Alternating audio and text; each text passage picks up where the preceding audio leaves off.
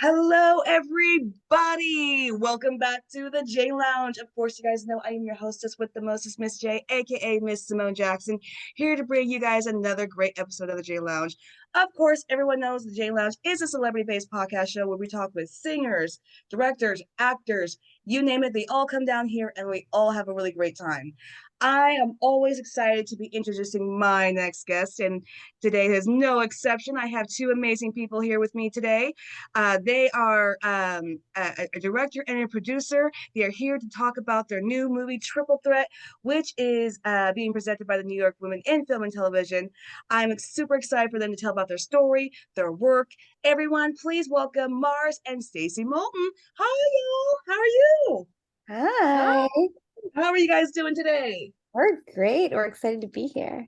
I'm Super. excited to be speaking with you guys. Like I said, I've been checking out you guys' work, so to be able to speak with you two is an honor for me. Thank you. Thank Thank you. you for having us. Yes, of course. Well, we're going to go ahead and get this interview started. I'm going to go ahead and fire the first question at you both, and you all can choose which one can go first. But I want to know what started both your guys' passion for directing and producing films? Yeah, I think actually we have a similar answer in that we both come from an acting background. I've been acting since I was like a little kid. Like I did, like lots of theater, lots of musicals. Like I was such a theater nerd like my entire life. Like I love it so much. I got into producing theater when I was at NYU. I kind of realized that there were plays I wanted to do, there was art I wanted to see made, and I was like, who's going to do it? So I was like, I'm going to do it. And I started producing and kind of fundraising on like, super indie, super micro budget theater levels, but putting up like really edgy, cool plays in like, black box spaces. And then I lived in Tel Aviv just after I graduated from NYU. And when I was there, I actually got really into film. And I was like, well, I do theater. Like, I could make movies. Why not? And then I really fell in love with film as an art form. And when I moved back to New York, um, I joined an improv class, which is where I met Mars. We became like fast friends. Once we got over like, the jealousy of being like, oh, who's that? Who's that? We were like, oh, we're each other's like person. So like we got really close. We started making movies and yeah, I started out acting, then producing, then I wrote a couple features that did really well. And then I was like, well, I've done all that. Now I really want to direct. And like directing has really become my passion and like really where I see my future. Yeah. Awesome. Mars, same question for you. What drew me to storytelling was the way that it connects you to things like you may never know about and people's experiences that, you only live life through your own lens. So I really love what you can get out of seeing a story on screen. And then producing, it was exactly what Stacey said, where it was like, I'm getting auditions for some of these roles, but that's like, when you're starting out in your career, you can't be selective and you can't be like That's so true. making these movies that are really aligned with what you want to do as an artist. So I had a couple of writing partners and we were trying to make things and that was fun. But then when I met Stacey, it like really clicked. And like she said, I found my art person and we went from fast friends to getting business married and starting Besties Make Movies. And we've never looked back. And it's been really special too, because I got to be there for part of Stacey's journey of her stepping into the director shoes, and she's on fire. It's really, it was such a treat to watch her work as a director on Triple Threat. And also quick shout out to our other Besties Make Movies member, Jackie Schwartz, who also produced Triple Threat with us. I love it. First of all, I like how you guys both, took the reins in your own hands. Because like you just said, Mars, as a up and coming actor, you can't be selective. Yes, you do. I know that every actor's got to go through the grind. They got to get through the ugly roles before they can get but still, you still as an actor want to do something meaningful that really shows your talent. So kind of in a way, you're gonna have to become maybe like a storyteller, a director, to be able to tell the stories that you want and to be able to show your full acting power without, going on those silly roles. Again, I know every actor's got to go through it, but still. Yeah. So Yeah. yeah, completely agree I'm on like, that. what does this one line in this random short film mean? It means that I get to like hopefully advance to the place where it's stepping stones. Or you're just, random character number 3 that randomly gets killed off. It's like, what? Why do I randomly get killed off? Yeah. I will never forget getting an audition for Flat Chested Garlic Club #2. Oh! And one of my biggest regrets about Triple Threat is that is a joke that actually made it into a scene because it was like such a formative like thing for me where I was like, I cannot believe that is like the role I got sent. But we actually made it as a joke in the movie and we cut that scene and I'm like, no one will ever know. No, I can't believe that wasn't fulfilling for you, Stacey. You wanted to take her career into your own hands after that? Such a meaty role. Oh my goodness. Oh my goodness. I feel like after the show I gotta ask Stacey who really sent you that because they had a lot of nerve. My agent at the time. All right. Going on to the number 2 question. I want to know from the both of you. Name 3 people who influenced your career and why. Totally. I'm ready. Are you ready? Okay, No, then yeah, go. Then I think you please. should take this one first. Yeah, please. Okay. I'm gonna be so fucking cheesy right now. I'm gonna say my mom and my grandma. I'm gonna combine them as one person because Beautiful. we came to this country like literally with nothing. They didn't speak English. They, were like cleaning houses. They were both like in the medical industry back in Russia. None of that translated here. So they had to work really hard to like learn English and be able to practice medicine again and support a family. So their drive and their tenacity was really inspiring to me. If I didn't have them as role models, I probably wouldn't be the hustler that I am today. Yes. I will say Issa Rae. She's Yes. such a badass at like taking her career into her own hands Yes. and holding her power and helping out the people around her and Yes. like making it community based. And my third person is Bonnie Gillespie, who is such a gift to the acting community as far as teaching you the business side of being an actor. And one of the things she always says is like, create the Hollywood you want. And that is like a guiding light for me because it'd be so easy to just like say, I just want to make things that just showcase me, but thanks to her, I was able to hone my vision of like, I want to make things that make the world a better place overall. Yes. Find my Love people, those like choices. Yes. Excellent. All right, Stacey, you're up. I'm ready. Okay, so yeah, my first one is also going to be my mom and dad, who I will combine.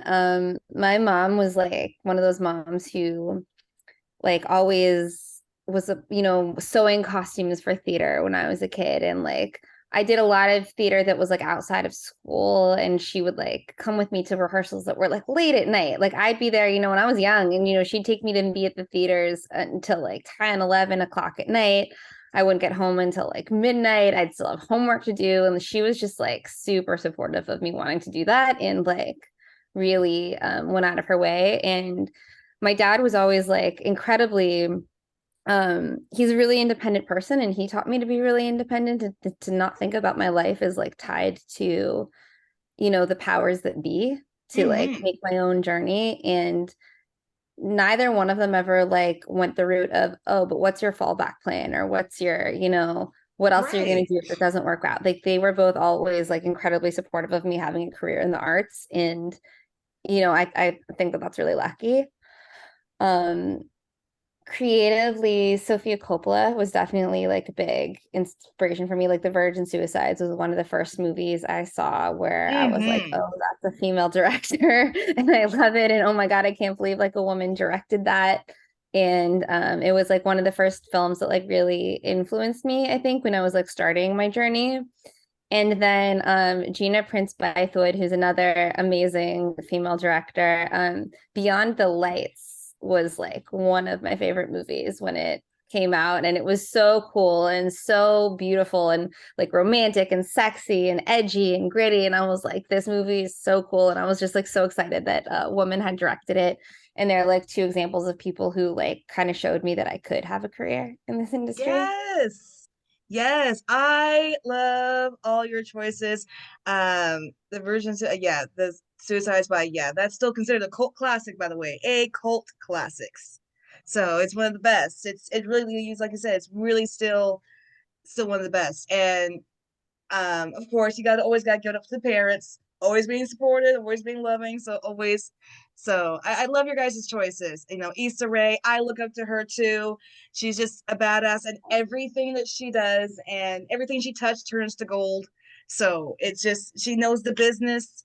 She can act her ass off, and it's just she's a whole package. So I love how she just, as Mara said, took the reins by her own hand and made her own damn career. I can't help but be inspired by that. So I love your guys' choices. Going on to the next question. Can you guys tell the J Lounge audience about Triple Threat and what was the inspiration behind the film? Totally. So Triple Threat is the story of three friends on the verge of their Broadway debut. They've been creating this musical together from when they were like, you know, in college. They're in their 20s. They're super idealistic about like what their career is going to be. And they've been like writing this musical together. And then it flashes forward to then their 30s. And, you know, being an artist at 30 and having a career as an artist in your 30s looks really different than when you're 20. Yeah. And two of them who are women are still like very gung-ho on like taking the show to Broadway, and they have a producer now, and it's like really like on the verge of getting there. And then the third one, who's a man, asks his two female friends to help him have a child. He's a single man and he wants to have a kid. And so one of them ends up giving the egg and the other one becomes the surrogate. And it's about how this art baby and human baby are coming into the world simultaneously and what that does to their friendship, their relationship, and how it like changes things forever.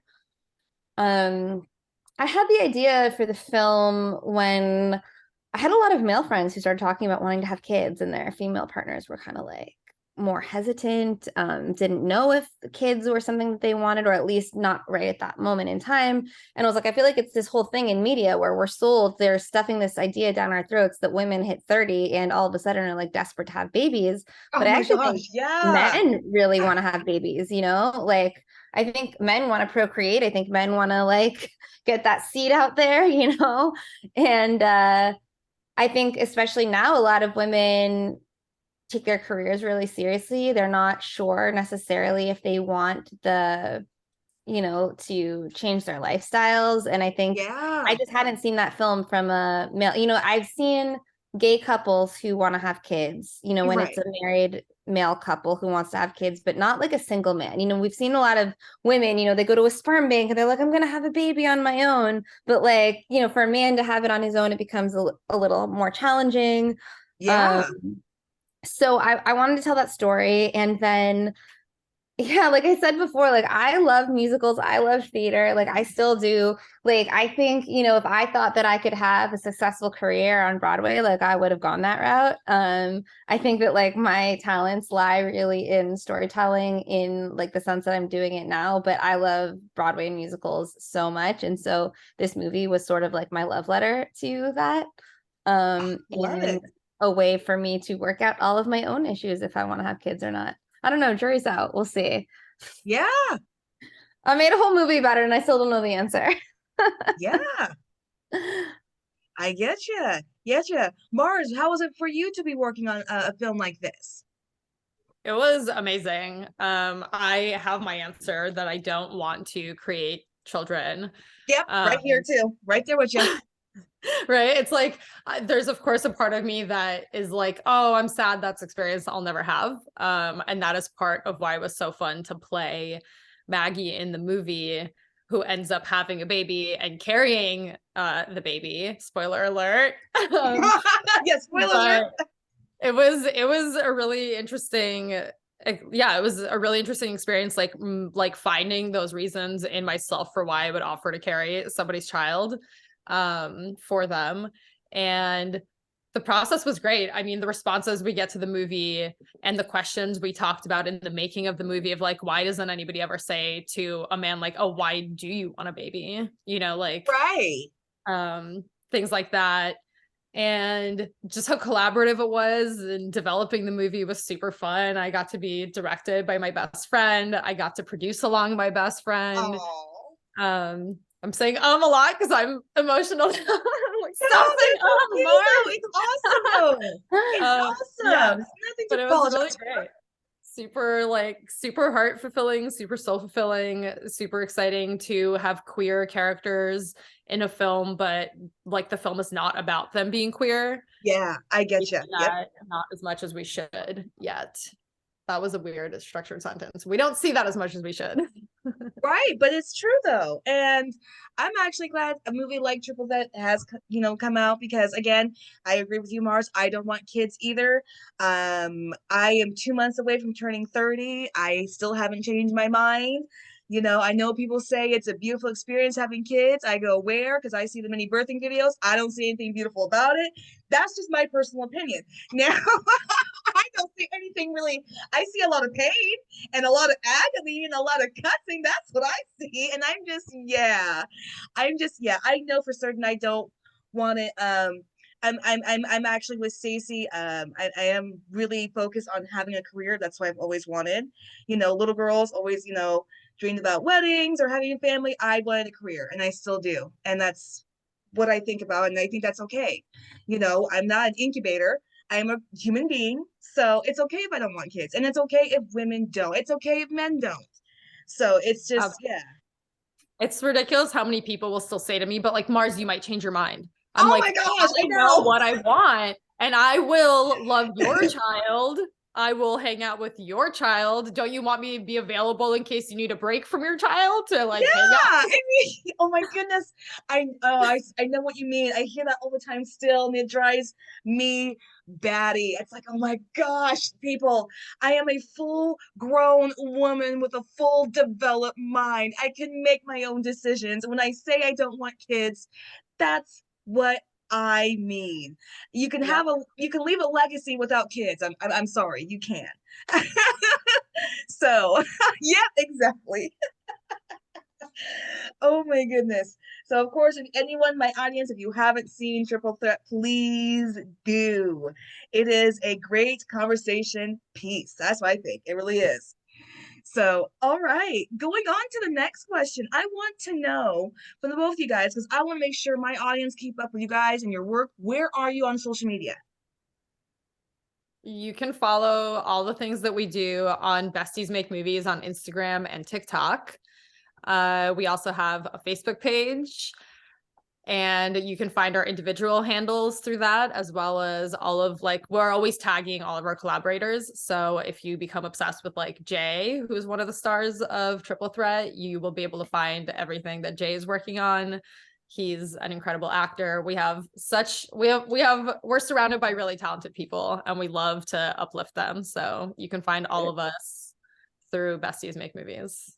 Love it. Love it. I highly encourage my audience. Make sure you guys follow Bessie Makes Movies, right? Bessie Makes Movies. Besties Make Movies. Besties Makes Movies. Please do. These two are proving to be a dynamic duo. So make sure you guys follow them, support them, and give them a shout out. Show them some love. So make sure you guys do that. And then going on to my next question, you guys. Any future projects that you guys are working on currently that you can give just a tiny little dish about to the J Lounge audience?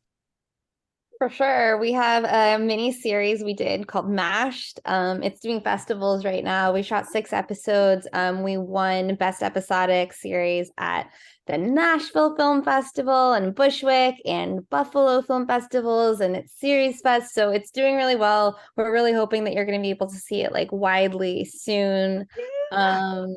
We also have a feature that we're developing that we're hoping to shoot a short proof of concept for in the winter. It's called Deathless. It's written by this guy called Rowan Meyer, who's just like super talented, and we're really excited to be working with him. And I'm going to be directing it, and Mars has a role in it, and it's going to be really, really fun to make. And so we're really excited about that. Love it. Well, make sure you guys keep us here at the J Lounge posted, because I want to know more. I love miniseries. Those are my favorites. So yes. So make sure you guys keep us posted. All right. Yeah. Going on to the next question. Of course, for the both of you, what goals do you hope to accomplish in your guys' career that you haven't yet? Go for it, Mars. Or I have an answer if you want to think about it. Yeah, go for it. I mean, I'd like to direct an episode of like, premium television, like for like an HBO or Hulu or something like that. Like I really want to direct some like, Euphoria. I think like that's really like a big goal of mine, or to like have us have, like a film that we're developing like with a premium streaming service. I think that is something that is really like a big goal that I have. And I think that, the way we develop stuff within Besties is like uplifting all of our goals. So we like pick projects that, we know are going to like serve our, like, we have our like individual goals and our company goals. And it's just like really great to work with people who like know you and like know, why you want to do something, and that like we're all like serving stories that are like uplifting voices that are traditionally unheard, and like that's just really cool and important. Absolutely. Mars, do you got an answer? Yeah, I would love to have a recurring role on like a limited series, or a lead role on a limited series as an actor. And I would love for Besties to have a first look deal with a cool company where we can continue uplifting voices. And also I'm very excited for the day where Besties can have like a grant or film fund or something like that, so we can keep sending the elevator back down and helping other filmmakers.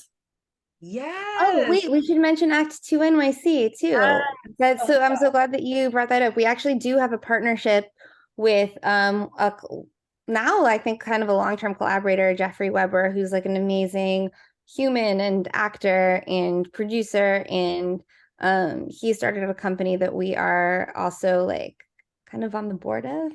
I guess company to Besties make movies. Partners in, called Act 2 NYC, that's like focused on either shorts or pilots that have like a second act that can be like developed from there into larger pieces. So it's kind of an incubator. So I don't know. So it like, it's, I don't know if it's quite a film fund yet, but it is kind of like on the way of being something along those lines. And we're like excited to be able to have that partnership and to, that is so exciting.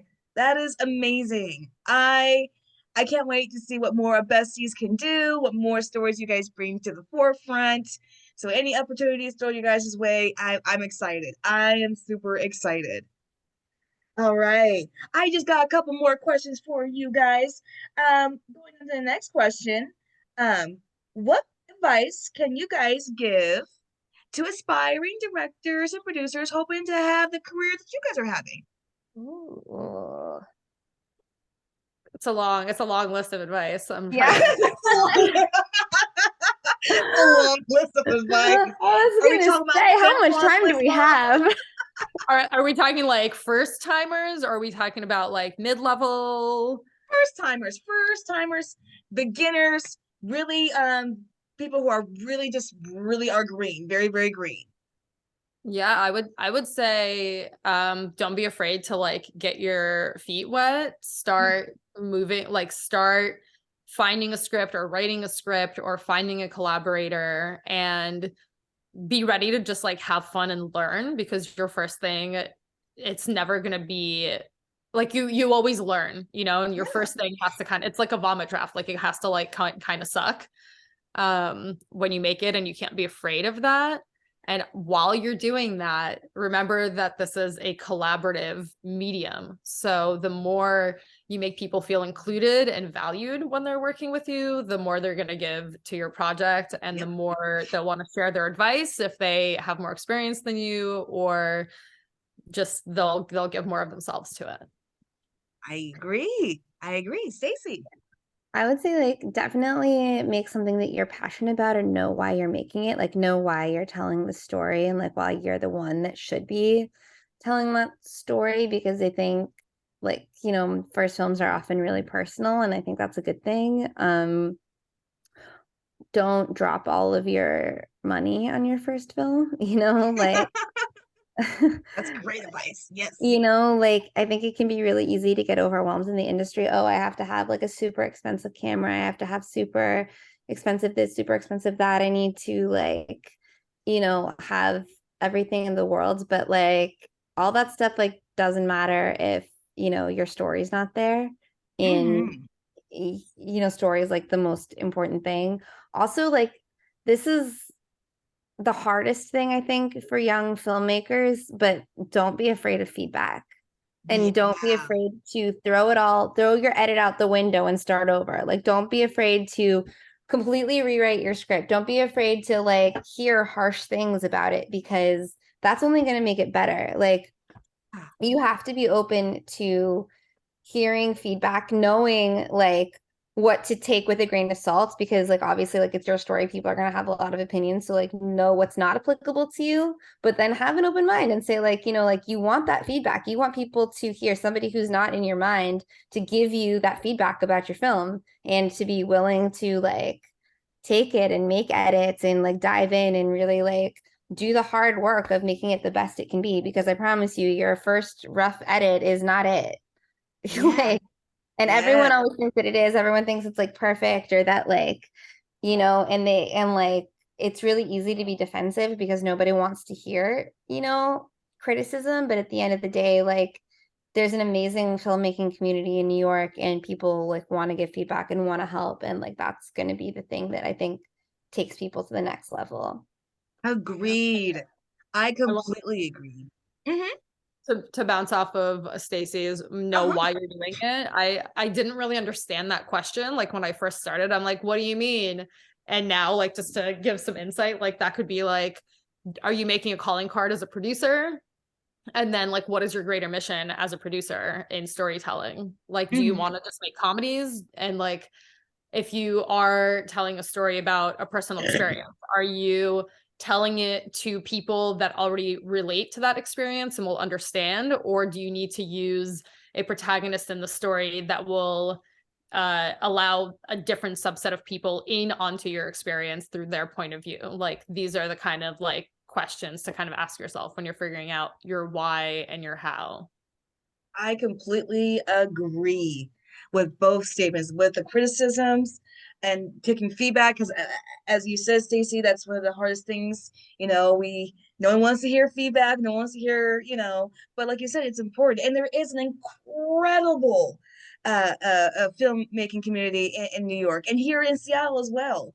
That they offer great advice, and as you just said, Mars, knowing you know just knowing where you want to go as a producer is important, and what you're doing, why you're doing what you're doing, because it can get easy to get lost in the glitz and glamour of filmmaking. Oh, I got my film at a film festival, now but it's always important to know, I still got goals, and I still got to make sure to know what I'm doing is important. So And I agree with art and money can coexist. yes, despite popular belief, it can. 100%.